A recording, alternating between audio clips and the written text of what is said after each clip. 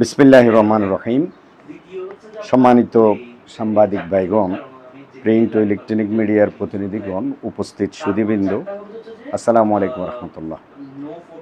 আপনি আমাকে খুব চমৎকার একটি প্রশ্ন করেছেন যে আজকে চট্টগ্রাম দ্বিতীয় বৃহত্তম নগরী, আমরা ঢাকার পরেই চট্টগ্রাম সিটি কর্পোরেশনকে মূল্যায়ন করা হয় এবং চট্টগ্রাম সিটি কর্পোরেশন কোনো কোনো ক্ষেত্রে এটি বাংলাদেশের ১ নম্বর নগরী, কারণ এটি বাংলাদেশের বন্দর এবং এটা বাণিজ্যিক রাজধানী হিসেবে খ্যাত।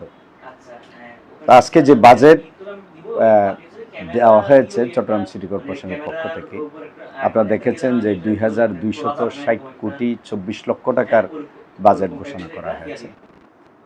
প্রথমত আমি বাজেট পাস করার জন্য ধন্যবাদ জানাই। এরপর আমার একটু প্রশ্ন থেকে যায় প্রতিক্রিয়ায়। চট্টগ্রাম সিটি কর্পোরেশন ২০২৬-২৭ সালের অর্থ বছরের ঘোষিত বাজেট নিয়ে প্রত্যাশার প্রতিফলন, কিন্তু ঘোষিত বাজেটে আমরা সেই প্রতিফলন দেখতে পাইনি। প্রথমত, বর্তমান মেয়র ডাক্তার শাহাদত হোসেন সাহেবের মেয়াদকাল চলতি বছরের ২২শে ফেব্রুয়ারি শেষ হয়েছে।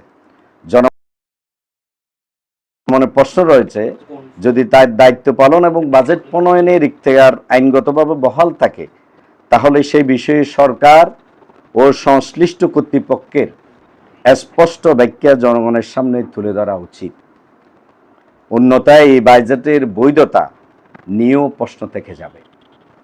দ্বিতীয়ত, চট্টগ্রামের উন্নয়নের সঙ্গে সম্পৃক্ত নগর পরিকল্পনাবিদ, প্রকৌশলী, ব্যবসায়ী প্রতিনিধি, নাগরিক সমাজ, শিক্ষাবিদ, শ্রমিক নেতৃবৃন্দ, পরিবেশবিদ ও অন্যান্য স্টেক হোল্ডারদের সাথে কোনো কার্যকর পরামর্শ ছাড়াই এই বাজেট প্রণয়ন করা হয়েছে বলে আমরা মনে করি।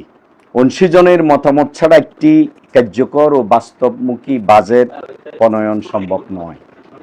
তৃতীয়ত, শশীকের ৪১টি ওয়ার্ডে নির্বাচিত জনপ্রতিনিধি কাউন্সিলর না থাকায় বাজেট বাস্তবায়নের ক্ষেত্রে জবাবদিহিতা, জন অংশগ্রহণ নিশ্চিত করা কঠিন হবে। জনপ্রতিনিধিদের অনুপস্থিতিতে প্রকল্প নির্বাচন, বাস্তবায়ন ও তদারকিতে অনিয়ম এবং দুর্নীতির সুযোগ সৃষ্টি হওয়ার আশঙ্কা রয়েছে।